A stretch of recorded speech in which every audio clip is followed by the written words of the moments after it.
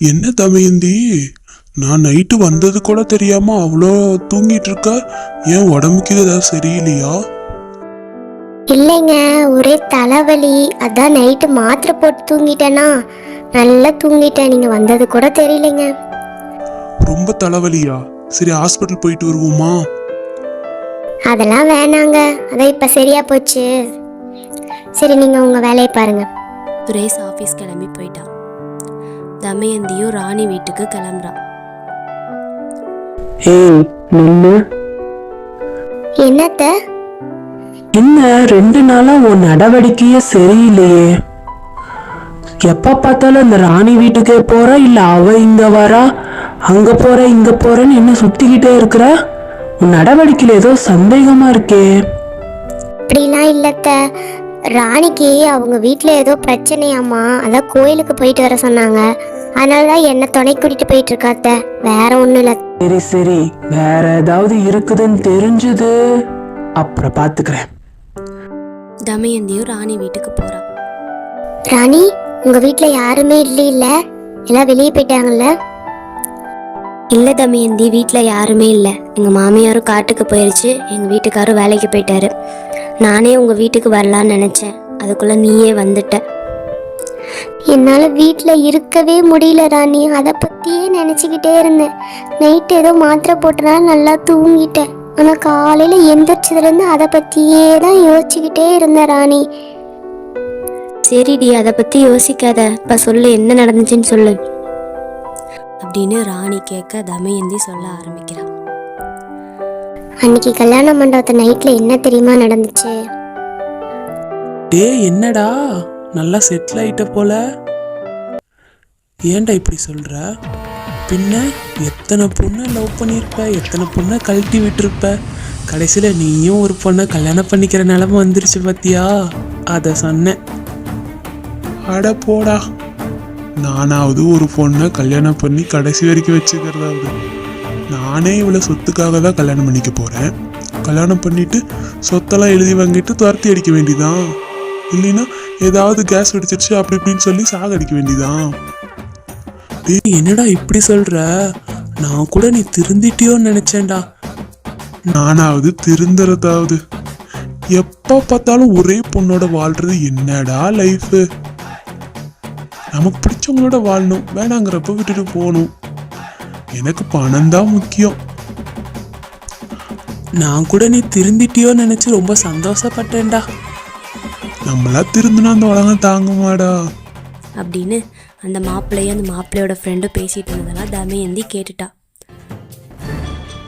அடப்பாவி, நீ நல்ல பையன் தானடா, அந்த பொண்ணை உனக்கு கல்யாணம் பண்ணி வைக்கணும்னு நினைச்சேன். ஆனா நீ இப்படிப்பட்டவன் எனக்கு தெரிஞ்சிருந்தா அந்த பொண்ணை உன்னை பார்க்க கூட விட்டுருக்க மாட்டேனேடா. ஏன்டா இப்படி எனக்கு துரோகம் பண்ண? அக்கா, அதெல்லாம் அப்படிதான்க்கா. ஒரே பொண்ணோட கடைசி வரைக்கும் வாழ முடியாதுக்கா. எனக்கு சொத்து தான்க்கா வேணும். இப்பயே போய் இந்த கல்யாணத்தை நிறுத்துறேன்டா. கல்யாணத்தை நிறுத்தி உன்னை அவளை கல்யாணம் பண்ணவே விட மாட்டேன்டா. போய் நிறுத்திக்கோ. உன்னால வேற என்ன பண்ண முடியும்? என்னால வேற என்ன பண்ண முடியுமா கேக்குற? போலீஸ் ஸ்டேஷனுக்கு போறேன். போய் உன் மேல கம்ப்ளைண்ட் கொடுத்து உன்னை கம்பி என்ன வைக்கல, என் பேரு தமயந்தி இல்லடா அப்படின்னு தமயந்தி கோபமா போயிட்டான்.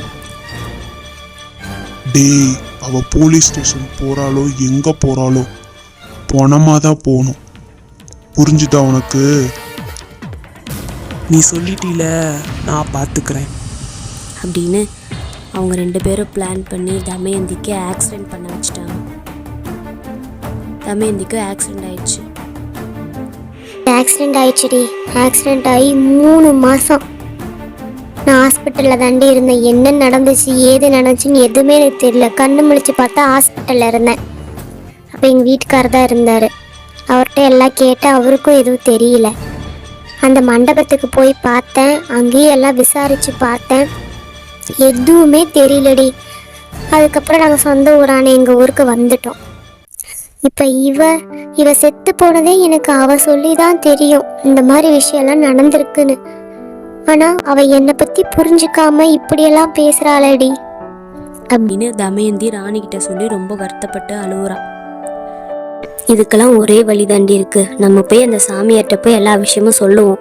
அவர் என்ன சொல்றாருன்னு பார்ப்போம் அப்படின்னு தமயந்தியும் ராணியும் கோயில் கிளம்பி போறாங்க. கோயிலுக்கு போய் அந்த பூசாரி கிட்ட நடந்த விஷயத்தெல்லாம் சொல்றாங்க. பேயை பார்த்தது, பேய் சொன்ன கதை, அதுக்கப்புறம் எதனால பழி வாங்க வந்துச்சு, இவ என்னென்ன பண்ணா அப்படின்னு எல்லாமே பூசாரிகிட்ட சொன்னாங்க. ஓ, இந்த அளவுக்கு நடந்திருக்குதாமா? ஆனா நீ தப்பே பண்ணல. ஆனா நீ உன்னாலதான் அவன் செத்து போயிட்டா அப்படின்னு அவன் நினைச்சு உன்னை பழி வாங்கறதுக்கு வந்திருக்காளா? ஆமா சாமி, ஆனா நான் சொல்றது அவ கொஞ்சம் கூட காதுலயே வாங்கிக்கல. எவ்வளவோ கெஞ்சின கதறின, அவ காதுலயே வாங்கிக்காம போயிட்டா சாமி. எப்படியாவது அவட்ட என்ன பேச வச்சு நான் என் மேல இருக்கிற நியாயத்தை நான் நிரூபிக்கணும் சாமி. அதுக்கு சரிம்மா, கவலைப்படாத. நான் உங்க வீட்டுக்கு வரேன். வீட்டுக்கு வந்து ஒரு பூஜை பண்ணி அந்த ஆவியை திரும்ப கூப்பிட்டு ஒரு சக்கரத்துக்குள்ள உட்கார வச்சு என் கண்ட்ரோல்ல கொண்டு வர வச்சுதான் நம்ம சொல்றத அதை கேட்க வைக்க முடியும். ஒன்னால அது பண்ண முடியாது. கண்டிப்பா நான் உங்க வீட்டுக்கு வந்துதான் ஆகணும்.